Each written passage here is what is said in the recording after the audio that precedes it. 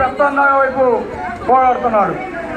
ఈరోజు పేదలకి ఏ పథకం అందించినా ఈరోజు జగనన్న మాత్రమే అందించాడు. ఈరోజు 130 సార్లు బటన్ నొక్కి మా అక్క జగమ్మ అకౌంట్లోకి డైరెక్ట్గా మీకు డబ్బులు పంపించిన ఘనత జగన్మోహన్ రెడ్డి గారిని గుర్తుపెట్టుకోవాలి. అటువంటి జగనన్నని ఈరోజు జగనన్నకి సైనికులాగా మీరే పనిచేయాలి, మీరే జగనన్నని గెలిపించుకోవాలి, మీ అందరూ ఆశీస్సులు కావాలి.